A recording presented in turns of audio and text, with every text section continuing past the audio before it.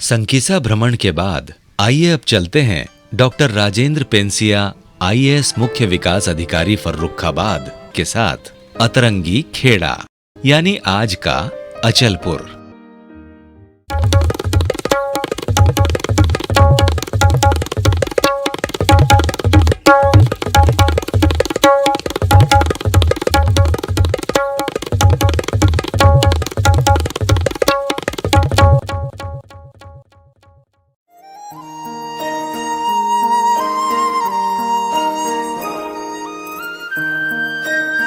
फर्रुखाबाद के बुद्ध विहार का समापन अचलपुर के बिना हो ही नहीं सकता।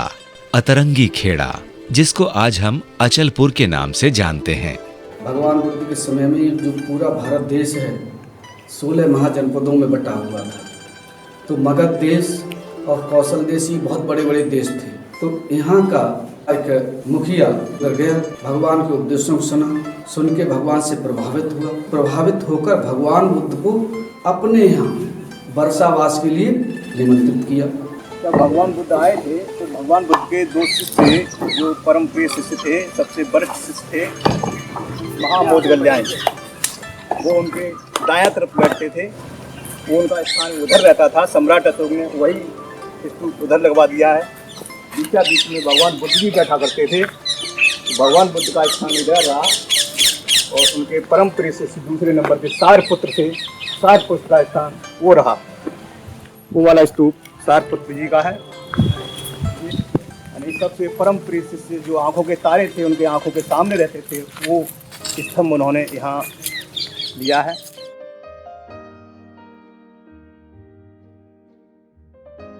कौन बना हुआ है ये अशोक प्लनों पर हर एक जगह मिलता है। जहाँ उसकी वो नीचे वो भाषा होती है उस पर हर एक जगह मिलता है और उस पर कुछ न कुछ उपदेश लिखे हुए ब्रह्मी लिपि में, जो उसमें की भाषा है उसको ब्रह्मी लिपि है, उसमें सब में लिखे हुए। जैसे अभी बंते जी ने बताया, कुछ लोग इसको शिवलिंग कहते हैं। ये शिवलिंग न होकर के शिवलिंग का रूप तो हर जगह जहाँ भी विश्व में देखेंगे, जहाँ जहाँ शिवलिंग मिलेंगी वो योनि में स्थापित होंगी। लेकिन यहाँ योनि में स्थापित न होकर के ये अष्टभुजाकार, भगवान बुद्ध का जो अष्ट मार्ग था उस पर अष्टभुजाकार पट्टियाँ बनी हुई हैं और इन पट्टियों पर भगवान बुद्ध से संबंधित शिक्षाएं, बुद्ध की शिक्षाओं को अंकित किया गया था। आप ये जो ईंट देख रहे हैं, पूरे भारत देश में जो मौर्यन डायनेस्टी, मौर्य वंश के समय का जो इतिहास है, उस इतिहास में पुरातत्ववेत्ताओं ने इस ईंट को मौर्यन काल के रूप में संबोधित किया है। ये बड़ी है, लंबी है, चौड़ी है। ऐसी ईंटें जहाँ जहाँ भी बुद्ध के तीर्थ हैं, जहाँ जहाँ मौर्यन का वो है, सब जगह ये पाई जाती है। ये जो दूसरी ईंट देख रहे हैं, ये जो मौर्यन डायनेस्टी के बाद जो राजा हुए तो वहाँ के जो क्षेत्रों का उन्होंने दौरा किया, देखा और उनको जीर्णोद्धार करवाया। जीर्णोद्धार करवाया तो उस समय दूसरी राजा था, इस समय दूसरा राजा है।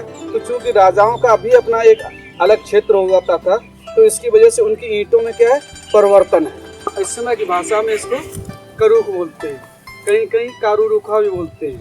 परंतु बुद्ध के समय में उसको नरुले मुचलिन मुचपंद इसका नाम था और यही उसका ये पूरा आगे बहुत बड़ा जंगल, जैसे बोलते सामान्य भाषा में कहें, जंगल था। आप देख रहे हैं जो बाउंड्री, इसकी शहर, ये बैरंजा शहर की पुरानी बाउंड्री है। जब वो भगवान बुद्ध आए थे तो इसी पेड़ के नीचे बैठ करके उन्होंने अपना ध्यान साधना किया करते थे। और ये एक ऐसा पौधा है, ये चारों तरफ से छाया जमीन तक हो जाती है और अंदर अंदर लोग इसके 10-15 लोग 20 लोग आराम से बैठ सकते हैं। और सूर्य उदय से लेकर सूर्यास्त तक इस पौधे के अंदर धूप नहीं आती है, छाया ही छाया रहती है। इसके फलों को, ये फल दिखाई दे रहे हैं, इन फलों को भून करके और जिस जगह पर पैर की उंगलियां हों, हाथ की उंगलियों की गाय हों, ये कट जाते हैं, उस पर लगाने से रातों रात इन्फेक्शन, जिसको बोलते हैं, इन्फेक्शन सही हो जाता है। ये बहुत ही जड़ी बूटी रामबाण का काम करता है। इसमें फोड़ने पर बीज निकलता है, लगाने पर एक रात में इसका इन्फेक्शन कहीं शरीर समाप्त हो जाता है। बुद्ध विहार की यात्रा संकीसा से शुरू होकर अचलपुर में जाकर समाप्त होती है। अचलपुर, वही अचलपुर जिसे हम आज अतरंगी खेड़ा या बैरंजा के नाम से जानते हैं। जब हम अतरंगी खेड़ा या बैरंजा या अचलपुर के उस इलाके में घूम रहे थे जहां सरकार ने आज चारों तरफ से परकोटा बनाकर उस स्थान को चिन्हित किया है, तो हमें भी खुदाई में मोटी मोटी दीवारें, बहुत से ऐसे सामान मिले जो बुद्ध के होने का प्रमाण है।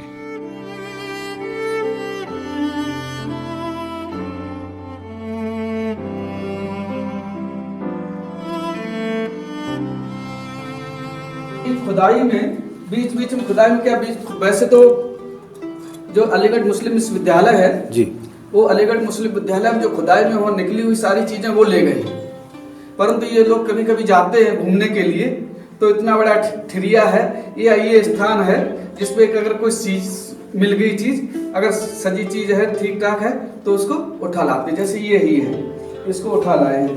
ये जैसे मूर्ति है, दूसरा ये एक हाथ है, मूर्ति का ही टूटा हुआ हाथ है। घड़ा, चिलम, मिट्टी के बहुत से ऐसे बर्तन जो आज भी जमीन के नीचे दबे हुए हैं और जरा से हाथ से खोदने पर ही यह हाथ में आ जाते हैं।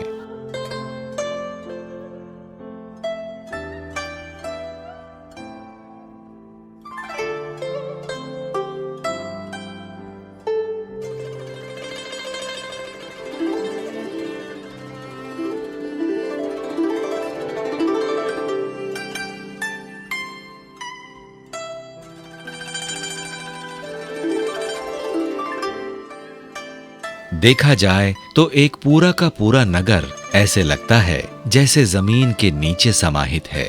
यहाँ पर रोजमर्रा के इस्तेमाल में आने वाले मिट्टी के वह तमाम बर्तन हैं जो आज भी हम इस्तेमाल करते हैं।